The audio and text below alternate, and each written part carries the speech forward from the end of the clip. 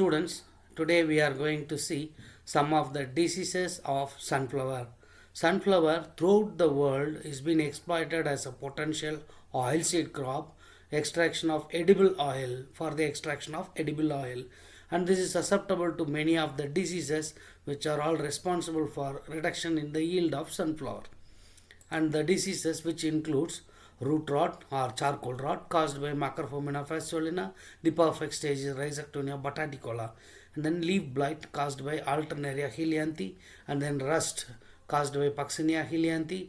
Head rot caused by Rhizopus, which involves several species like Stolonifer, Voraceae, and then synonymous it is Rhizopus aureus and then Rhizopus microspores.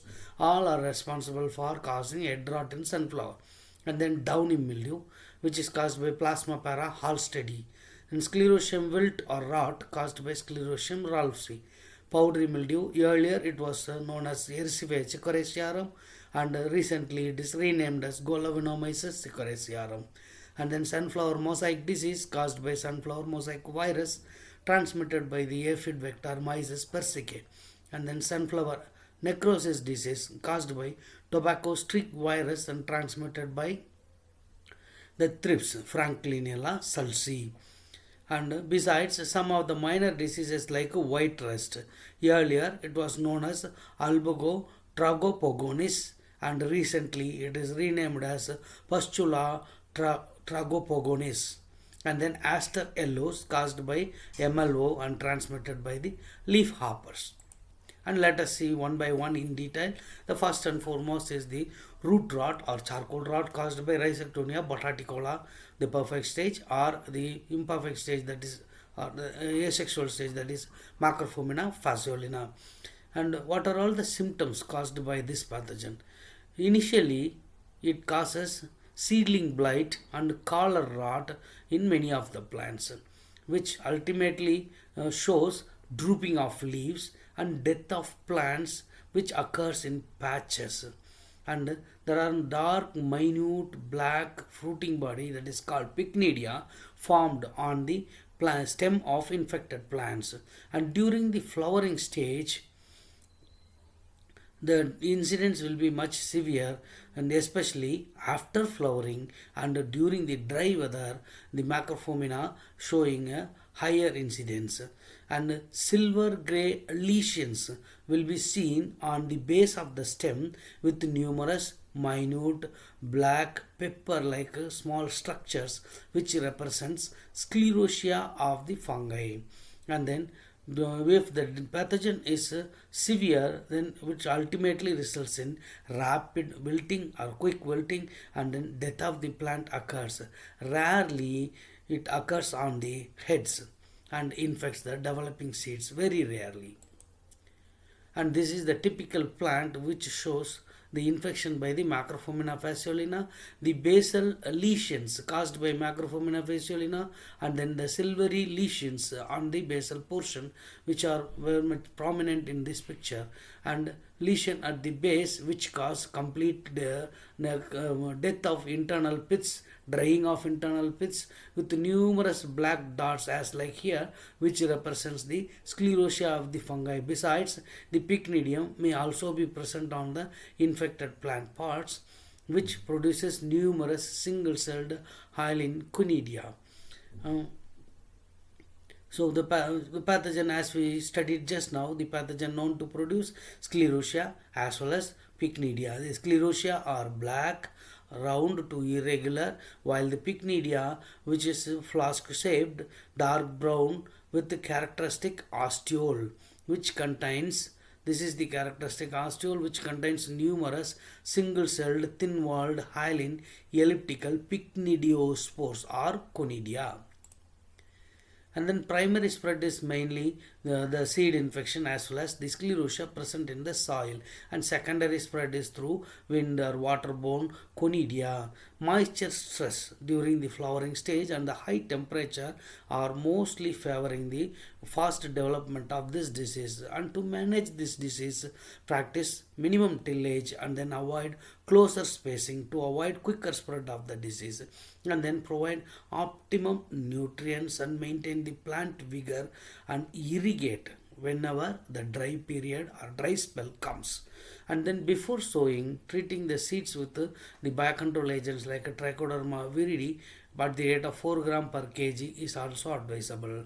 And during the growth stage, if it is the occurrence of disease noticed at the early stage, then spot drenching with carbendazim at the rate of 1 gram per liter of water is recommended. And the next important disease is Alternaria, which is caused Alternaria leaf blight caused by Alternaria helianthi. Initially, it causes brown spots on the leaves. Later, the lesions are dark brown with a pale margin surrounded by typical yellow halo, as you see in this picture. These spots enlarge together and then coalesce, causing blighting of larger area. And the affected area which show the dead tissues or necrotic tissues in concentric circles and become irregular in shape. Later, several such spots coalesce together, leading to complete drying and defoliation of the leaves. Similar type of deep-seated spots may also be seen on stem, petiole, as well as on the undersurface of capitulum or head of sunflower.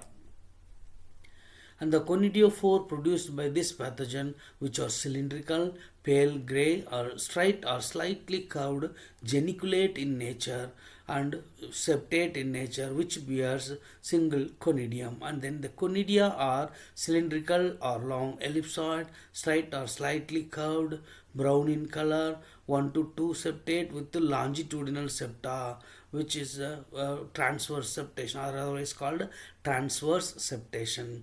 The rainy weather, cool winter climate, and late sowing of the crop all are favoring the development of disease in a faster rate. And then management.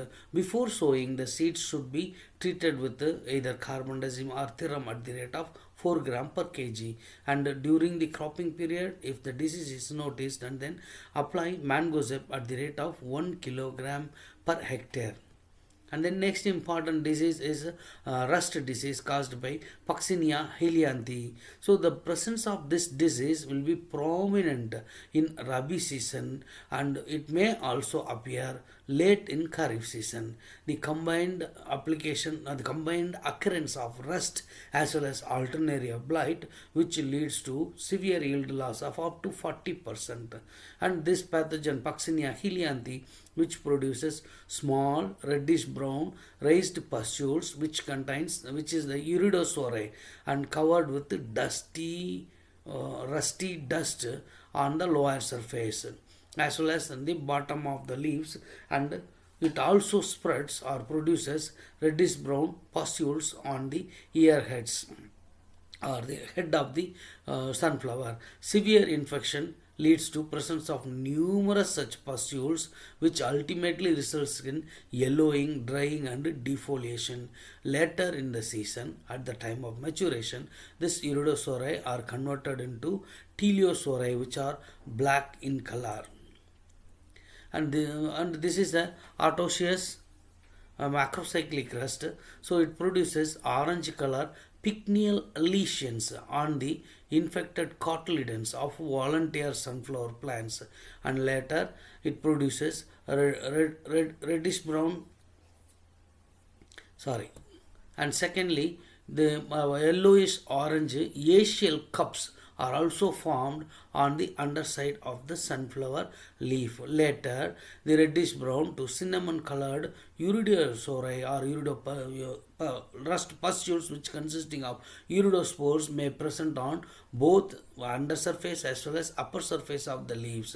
The iridospores are this is the Uridinia, which contains a group of pedicellate iridospores, and the iridospores are brown in color, oval with minute accumulation on the outer surface, while this is the teleosphorae, which later the iridosphorae later converted into teleosphorae, which also consisting of group of pedicellate bicelled teleospores with a smooth wall.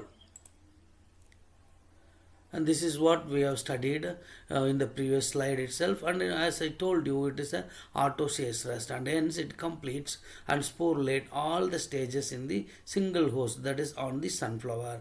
The pycnial and acial stage that occurs on the volunteer crop during the off season, while the primary infection from the aciospores to the sunflower is from these volunteer sunflower crop. And further spread of this disease is mainly due to the windborne iridospore, otherwise called repeating spores. And day temperature of 25 to 30 degrees Celsius with a relative humidity of 86 to 92%, which enhances the intensity of rust disease. And then to reduce the incidence, go for sowing with tolerant varieties like BSH1, and completely remove and destroy all those infected debris as well as volunteer sunflower crops, which serves as a source of initial inoculum. And if the disease is very severe, then go with the crop rotation for minimum 3 years, and during the crop period at the initiation of the disease, spray mancozeb at the rate of 0.2%. That will helpful in reducing the incidence. Next important disease is powdery mildew, which is caused by Erisiphe sicoriacearum, and recently it is renamed as Golonomyces sicoriacearum. So, which is a iodine type of pathogen and produces white powdery patches on the upper surface of the lower leaves, and all the other above ground parts are also affected. This white area turn into grey with numerous black fruiting bodies at the time of drying of leaf as well as defoliation time. So those black dots which represents the chasmothecia of the fungi, which consisting of numerous ascospores, which serves as the initial source of inoculum. The severely affected leaves may turn yellow, dry up, and to manage this disease, collect and destroy all those fallen dried leaves, which serves as the reservoir for the presence of chasmothecia, that is in turn ascospores. So collection and destruction of this dried fallen leaves, that would be helpful in reducing the inoculum level. And then we can good air circulation, and the planting of and sowing or planting of this sunflower where it receives the full sunshine during the daytime, that is mostly advisable in order to reduce the incidence. And if the disease is severe, on appearance of this disease, then it is recommended to spray myclobutanil at the rate of 2 ml per liter of water.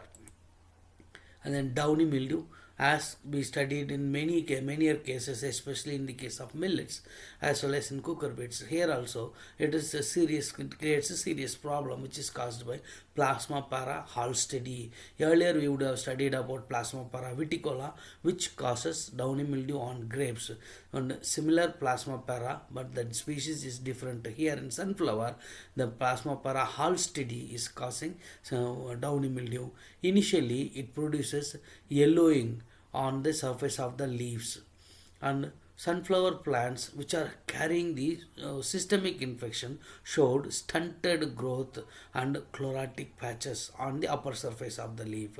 Affected plants, they bear abnormally thick downward curled leaves showing prominent yellow and green mottling on the upper surface, and profused white dusty growth or downy growth on the undersurface of the leaf. The stem of affected plants become brittle. The pathogen Plasmapara hallstedii is an obligate biotroph pathogen which produces intracellular mycelium, cynocytic hyaline mycelium with prominent haustoria. During the asexual reproduction, it produces right-angle branched sporangiophore, and these branches bears oval-shaped or spherical-shaped sporangia, which are borne on small structure called sterigmata, which are formed on the branches, right-angled branches of sporangiophores. And then during sexual reproduction, it produces oospores. These oospores remain viable or remain dormant for a long period in the soil as well as in the infected plant debris. And this is the typical symptom of yellowing or yellow chlorotic patches seen on the upper surface. This is the corresponding under surface where you could see the presence of profuse dull white downy growth. And this is the sporangiophore, which bears right angled branching, and these sporangia are produced on a specialized structure called sterigmata, which are formed on these right angled branching. So to avoid the occurrence of this disease, better you go with the seed treatment. Seed treatment with the metalaxyl at the rate of 3 gram per kg of seed is found to be effective. If it is occurring at the later stage, then the combination fungicide metalaxyl plus mancozeb can be applied to reduce the incidence, and it has to be repeated at 15 days interval based on the necessity or disease intensity. And the next important disease is sclerotium wilt or rot caused by Sclerotium ralphsi. The symptoms are noticed 40 days after sowing only. The affected plants can be noticed from a distance, and the incidence will be more in the heavily infested soil. Later, the entire affected plant become completely withers and dies. And when the disease is very severe, you could see the presence of white mycelial growth at the base of the infected plants. Later, it produces brown regular mustard like sclerotia on the affected plants. And the infection occurs early in this season during cropping season during July and August. And the sclerotia produced at the basal portion of infected plants that may remain in the soil as well as in the plant debris for a long time. So collection and destruction of infected plant debris are the primemost recommendation, and then application of coniotherium, which is a mycoparasite on sclerotium, is also recommended. And before sowing, treat the seeds with the fungicides like a Captan or Carboxin at the rate of 3 gram per kg, or the biocontrol agents like Trichoderma harzianum at the rate of 10 gram per kg is recommended. During the cropping period, drench the infected plant with the carbendazim at the rate of 1 gram per liter. And this is a very important disease, that is head rot, which is caused by Rhizopus species. There are several species of Rhizopus involved in development of this head rot disease in sunflower, which involves Rhizopus stolonifer, Rhizopus oryzae, synonymically called as Rhizopus aureus, and then Rhizopus macrosporus. So macrosporus, sorry, in the first slide it was mentioned as microspores, the spelling mistake, it is microsporus. And then affected heads show water-soaked lesions on the lower surface of the heads and later turn into brown, and discoloration may extend to stalk also from the head. The affected portions become soft, pulpy, and it harbors numerous insects and putrefied tissues. The larvae of the insects from the attacked head, which pave the way for the entry and establishment of fungus, and which affects the internal parts of the head also, and also affect the developing seeds. The seeds are converted into black powdery mass, and the head finally withers, droops down with heavy fungal mycelial growth. The pathogen Rhizopus, which produces dark brown or black colored non-septate hyphae, and it also produces numerous aerial stolons as well as rhizoids. The sporangia are globose or black in color with prominent central columella. The sporangiospores are aplanate, or otherwise called as aplanospores, which are dark colored and ovoid in shape. And this is the typical the sporangia produced by the Rhizopus. This is the long sporangiophore which produces the stolon as well as the rhizoids. So the spores are formed in the space in between the columella and the outer wall of sporangium. So upon rupturing of the outer wall, the aplanospore or sporangiospores are released into the environment and cause further course of infection. prolonged rainy weather at the time of flowering, and the damages caused by the insects as well as caterpillars on the undersurface of capitulum or head, which are all favorable for the development of rhizopus. So first we should treat the seeds with the carbendazim or theorem at the rate of 2 gram per kg, or whenever it is noticed during the cropping period we can go for spraying with the mangozeb at the rate of 1 kg per hectare. Avoid the mechanical damages or any injuries after the flowering of the crop, and then control the head moth infestation, which may serve during the flowering stage, and remove the wild sunflowers which may serve as the reservoirs for the insects as well as the pathogens, and then control the bird feeding. All these are recommended only to avoid making a formation of injuries which paves entry and establishment of pathogen, and hence avoid the damages or injuries. This is the typical necrotic spot produced by the pathogen initially, and later it enlarges and causes watery soft rot, turn brown in color, and when the disease is progress, which resulting in complete drying and death of tissues. And the internal portions you could see the mycelial grays hyphae as the mycelial growth or the fungal growth. The fungal growth may also be seen on the upper portion of the heads, and the one-sided rot, that is one-sided rot, by leaving the other as healthy, which is also possible due to this infection. And the next important disease is sunflower mosaic disease, caused by sunflower mosaic virus and transmitted by the aphid vector Aphis gossypi, Aphis craxivora, or Aphelosiphium maydis, etc.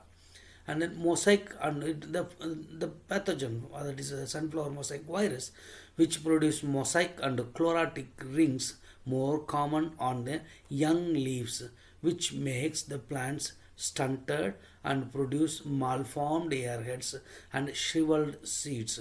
Small circular spots on the leaves which coalesced and form typical mosaic pattern. Cupping and malformation of leaves are also other associated symptoms. It can be mechanically sap transmitted as well as it is transmitted by the insect vectors, the aphid insect vectors, that is Aphis gossypi, craxivora, malvae, as well as Raphelosiphium maydis, in a non-persistent manner. And it is the pathogen sunflower mosaic virus could affect more than 25 plant species belonging to different families. And the next important viral disease is sunflower necrosis disease, caused by tobacco streak virus. And the pathogen tobacco streak virus, which cause mosaic pattern on the leaves that lead to extensive necrosis of leaf lamina, and then petiole, stem, as well as the floral part like calyx, ultimately leads to complete death of entire seedlings. Early infection either kills the plant or cause severe stunting of the affected plants and production of malformed head and filled with chaffy seeds or all other associated diseases. Then the associated symptoms. The necrosis at the bud formation stage makes the capitulum to bend or twist. The affected plant shows complete failure of seed production as well as seed maturation, and this plant typically shows curling, cupping of plant or lodging of plant due to disease severity. This is the necrotic streaks formed on the petiole as well as on the stem, and breaking of the stem due to the infection at the basal portion, and this typically shows the necrotic patches that occurs on the leaves. And the pathogen tobacco streak virus, which is a hilar virus with 25 to 28 nanometer size tripartite genome encapsulated separately, and this virus spreads through the thrips called Franklinella sulci. Higher incidence during Kharif and summer seasons, while the incidence will be low during Rabi season. The necrosis is more in the crops sown during July to September as well as January to March. Temperature range of 30 to 32 degree, relative humidity of 55 to 75%, and heavy rain are favoring the development of this disease. And as a cultural practice, we need to remove the Parthenium which may harbor the insect vectors, and then intercropping with groundnut or earled bean, which ultimately reduces the incidence in viral incidence in the field. Avoid growing chrysanthemum as well as marigold near the sunflower field, which are also susceptible to this viral disease. And grow sorghum or pearl millet or maize as a border crop to avoid the to reduce the pest infestation. And then chemical methods by using the seed treatment with the imidacloprid or spinosad or neonicotinoids at the rate of 5 gram per kg reduces the vector population. And during the cropping period, if the vector population is noticed, then apply imidacloprid at the rate of 0.01% or oxydemeton methyl 0.025% for 3 times at 15 days interval starting from initiation or of the disease or starting from 15th day after sowing if the population of insects are there. And then the antiviral principles prepared from such crop like prosopis or some of the other sources like goat's milk in combination are reducing the incidence of tobacco streak virus. And application of bacillus licheniformis strains as well as Pseudomonas aeruginosa and Streptomyces fradii strains, all the four microbial organisms and antagonistic organisms are when combinedly applied that may reduces the incidence of viral infection in the field. Thank you.